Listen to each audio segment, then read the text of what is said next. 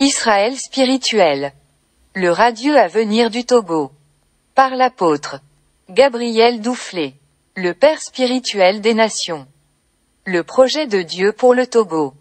L'Éternel des armées lui, le Créateur du ciel et de la terre et de toute forme de vie, il entend bien promouvoir le Togo en inédite merveille du monde. Qui d'entre vous, les humains, déciderait de rivaliser avec lui? Qui d'entre vous, les humains, oserait l'en empêcher? Quel individu bien portant s'opposerait à ce que le Togo s'affranchit soudainement de son dénuement actuel pour parader divinement en tête des pays les plus chouchoutés et les plus enviables de la planète?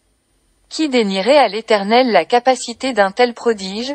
S'il se trouvait d'aventure sur le globe une coalition de contradicteurs téméraires et casse-cou désireux de freiner des quatre fers l'avènement du projet de Dieu pour le Togo, nous, les véritables adorateurs de l'Éternel, souhaiterions que les membres d'une telle alliance déclarassent instamment leur véhémente objection à celui qui, ces temps-ci, tonne à l'attention de tous les terriens la mise en garde suivante.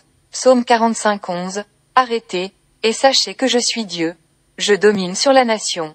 Je domine sur la terre.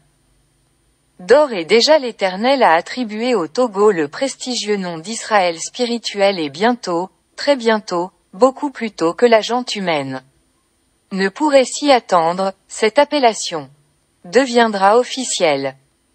Sous la supervision personnelle du Seigneur Jésus de Nazareth examinant scrupuleusement la candidature des impétrants, Israël spirituel, terre sainte, regroupera exclusivement les chrétiens du monde entier dûment inscrits au préalable et éligibles au rang de candidats susceptibles de suivre un entraînement intensif pour l'enlèvement et la vie des saints au ciel.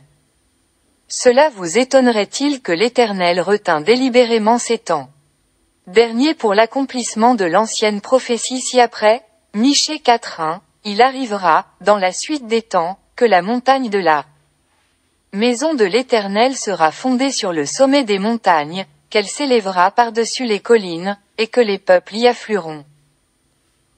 Michée 4:2, des nations s'y rendront en foule, et diront: Venez, et montons à la montagne de l'Éternel, à la maison du Dieu de Jacob, afin qu'il nous enseigne ses voies, et que nous marchions dans ses sentiers. Car de Sion sortira la loi, et de Jérusalem la parole de l'Éternel. D'ores et déjà le roi des rois fit descendre son trône en Israël spirituel dans la cité d'or, à quelques encablures de la ville d'Atakpamé. Ce lieu très saint n'accueillera qu'un nombre restreint de personnes triées sur le volet. Par qui de droit, pour l'exécution de missions spécifiques. Ceux que le Seigneur Jésus de Nazareth placera dans la ville forte ne se plaindront point de leur trésorerie et de leur niveau de vie. Le Seigneur Jésus de Nazareth les pourvoira comme des nababs. En tout état de cause, sur l'étendue de son territoire, Israël spirituel ne comprendra aucun pécunieux ni aucun dicéteux. La parole de l'Éternel n'est dit-elle pas ceci? Ag 2:8, l'argent est à moi, et l'or est à moi, dit l'Éternel des armées.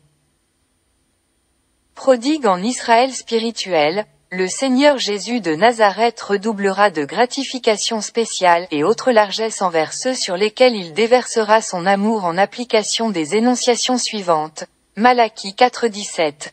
Ils seront à moi, dit l'Éternel des armées. Ils m'appartiendront, au jour que je prépare. J'aurai compassion d'eux, comme un homme a compassion de son fils qui le sert. Malachie 4:18, et vous verrez de nouveau la différence entre le juste et le méchant, entre celui qui sert Dieu et celui qui ne le sert pas. Les ressortissants d'Israël spirituel vivront en permanence dans le strict respect des lois, des ordonnances et autres commandements divins. Ils resteront constamment sous la protection de l'Éternel. Psaume 17:8, garde-moi comme la prunelle de œil, protège-moi, à l'ombre de tes ailes. L'administration d'Israël spirituel. Il va sans dire que dans cette reprise en main de son pays de prédilection investi de la spécifique fonction de préparer foultitude d'âmes pour le royaume des cieux, l'Éternel reste particulièrement attentif au profil du premier magistrat d'Israël spirituel. Ce dernier déjà pressenti répond au cahier des charges défini comme ci-après par les Écritures saintes. Malachie 4:5. Voici, je vous enverrai Élie, le prophète, avant que le jour de l'Éternel arrive, ce jour grand et redoutable. Ézéchiel 37:24. Mon serviteur David sera leur roi, et ils auront tous un seul pasteur. Ils suivront mes ordonnances, ils observeront mes lois et les mettront en pratique. La sagesse divine ne nous enseigne-t-elle pas ceci? Matthieu 9:16. Personne ne met une pièce de drap neuf à un vieil habit, car elle emporterait une partie de l'habit, et la déchirure serait pire. Matthieu 9:17. On ne met pas non plus du vin nouveau dans de vieilles outres, autrement les outrées se rompent, le vin se répand, et les outres sont perdues. Mais on met le vin nouveau dans des outres neuves, et le vin et les outres se conservent. L'avènement du David providentiel.